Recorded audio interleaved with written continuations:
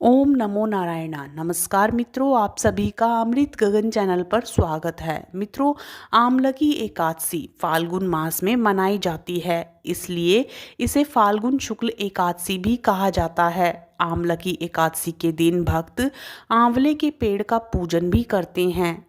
ऐसा माना जाता है कि आमलकी एकादशी के दिन भगवान विष्णु आंवले के पेड़ में निवास करते हैं। आमलकी एकादशी व्रत कथा के अनुसार एक बार 88,000 ऋषियों को संबोधित करते हुए सूत जी ने कहा, हे विप्रो, प्राचीन काल की बात है, महान राजा मांधाता ने वशिष्ठ जी से पूछा, हे वशिष्ठ जी, यदि आप मुझ पर प्रसन्न हैं तो ऐसे व्रत का विधान बताने की कृपा करें जिससे मेरा कल्याण हो। महर्षि वशिष्ठ ने कहा, हे राजन, सब व्रतों से उत्तम और अंत में मोक्ष देने वाला आमलकी एकादशी का व्रत है। राजा मांधाता ने कहा, हे ऋषि श्रेष्ठ, इस आमलकी एकादशी के व्रत की उत्पत्ति कैसे हुई? इस व्रत के करने का क्या विधान है? हे वेदों के ज्ञाता, कृपा कर यह सब वृतांत मुझे विस्तार पूर्वक बताएं। महर्षि वशिष्ठ ने कहा, हे राजन, मैं तुम्हारे समक्ष विस्तार से इसका वृतांत कहता हूँ। यह व्रत फाल्गुन मास के शुक्ल पक्ष में होता है। इस व्रत के फल के परिणाम स्वरूप सभी पाप समूल नष्ट हो जाते हैं। इस व्रत का पुण्य 1,000 गोदान के फल के बराबर है। आमलकी एकादशी की महत्ता उसके गुणों के अतिरिक्त इस बात में भी है कि इसकी उत्पत्ति भगवान विष्णु के श्री मुख से हुई है। अब मैं आपको एक पौराणिक कथा सुनाता हूँ, ध्यान पूर्वक श्रवण करो। प्राचीन समय में वैदिक नामक एक नगर था। उस नगर में ब्राह्मण, वैश्य, क्षत्रिय, शूद्र चारों वर्ण के लोग प्रसन्नता पूर्वक रहते थे। नगर में सदैव वेद ध्वनि गूंजा करती थी। उस नगर में कोई भी पापी, दुराचारी, नास्तिक नहीं था। उस नगर में चैत्ररथ नामक चंद्रवंशी राजा राज्य करता था। वह उच्च कोटि का विद्वान था, धार्मिक प्रवृत्ति का व्यक्ति था।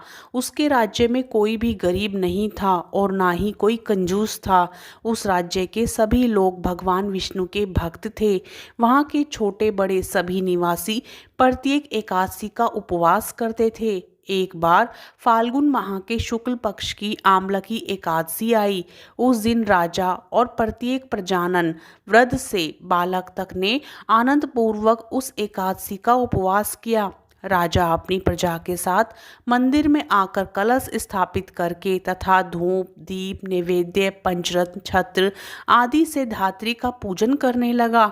वे सब धात्री की इस प्रकार स्तुति करने लगे, हे धात्री, आप ब्रह्मा स्वरूपा हैं।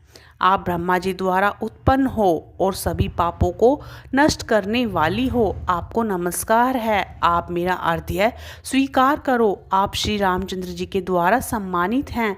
मैं आपसे प्रार्थना करता हूँ, मेरे सभी पापों का हरण करो। उस मंदिर में रात को सभी ने जागरण किया। रात के समय उस जगह एक बहेलिया आया। वह महापापी तथा दुराचारी था। अपने कुटुंब का पालन वह जीव हिंसा करके करता था। वह भूख प्यास से अत्यंत व्याकुल था। कुष्ठ भोजन पाने की इच्छा से वह मंदिर के एक कोने में बैठ गया। उस जगह बैठकर वह भगवान विष्णु की कथा तथा एकादशी महात्म्य सुनने लगा। इस प्रकार उस बहेली ने सारी रात अन्य लोगों के साथ जागरण करके समय व्यतीत किया। प्रातःकाल सभी लोग अपने अपने निवास पर चले गए। इसी प्रकार वह बहेलिया भी अपने घर चला गया और वहां जाकर भोजन किया। कुछ समय बीतने के पश्चात उस बहेलिये की मृत्यु हो गई। उसने जीव हिंसा की थी। इस कारण हालांकि वह घोर नरक का भागी था, परंतु उस दिन आमलकी एकादशी का व्रत था तथा जागरण के प्रभाव से उसने राजा विदुरथ के यहाँ जन्म लिया। उसका नाम वसुरथ रखा गया। बड़ा होने पर वह चतुरंगिनी सेना सहित तथा धन धान्य से युक्त होकर 10 सहस्त्र गांवों का संचालन करने लगा। वह तेज में सूर्य के समान, कांति में चंद्रमा के समान, वीरता में भगवान विष्णु के समान तथा क्षमा में पृथ्वी के समान था। वह अत्यंत धार्मिक, सत्यवादी, कर्मवीर और भगवान विष्णु का भक्त था। वह प्रजा का समान भाव से पालन करता था। दान देना उसका नित्य कर्म था। एक बार राजा वसूरत शिकार खेलने के लिए गए। देवयोग से वन में वह रास्ता भटक गया और दिशा का ज्ञान ना होने के कारण उसी वन में एक वृक्ष के नीचे सो गया। कुछ समय पश्चात पहाड़ी डाकू वहां आए और राजा को अकेला देखकर मारो मारो चिल्लाते हुए राजा वसूरत की ओर दौड़े। वह डाकू कहने लगे कि इस दुष्ट राजा ने हमारे माता पिता, पुत्र पौत्र आदि समस्त संबंधियों को मारा है तथा देश से निकाल दिया। अब हम इसे मारकर अपने अपमान का बदला लेना चाहिए। इतना कहकर वे डाकू राजा को मारने लगे और उस पर अस्त्र शस्त्र का प्रहार करने लगे। उन डाकुओं के अस्त्र शस्त्र राजा के शरीर पर लगते ही नष्ट हो जाते और राजा को पुष्पों के समान प्रतीत होते। कुछ देर बाद प्रभु इच्छा से उन डाकुओं के अस्त्र शस्त्र उन्हीं पर प्रहार करने लगे, जिससे वे सभी मूर्छित हो गए। उसी समय राजा के शरीर से एक दिव्य देवी प्रकट हुई। वह देवी अत्यंत सुंदर थी तथा सुंदर वस्त्रों तथा आभूषणों से अलंकृत थी। उसकी भ्रुकुटी टेढ़ी थी, उसकी आंखों से क्रोध की भीषण लपटें निकल रही थी।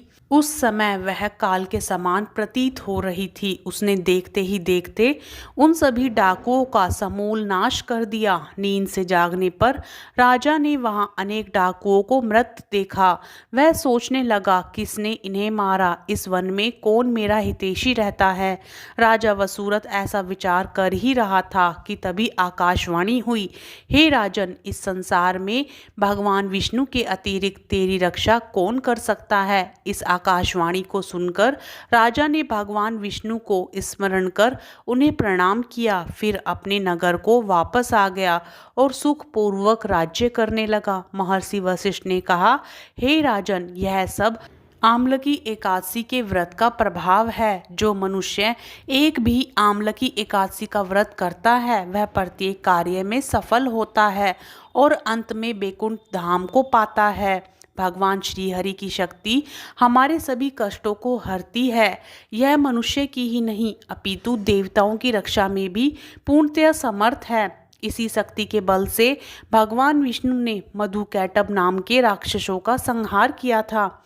इसी शक्ति से उत्पन्ना एकादशी बनकर मोर नामक असुर का वध करके देवताओं के कष्ट को हरकर उन्हें सुखी किया था। मित्रों, कथा यहीं समाप्त होती है। हम आशा करते हैं आपको यह कथा पसंद आई होगी। यदि कथा पसंद आए तो वीडियो को लाइक करें, चैनल को सब्सक्राइब करें और कमेंट में जय श्री हरि विष्णु लिखें।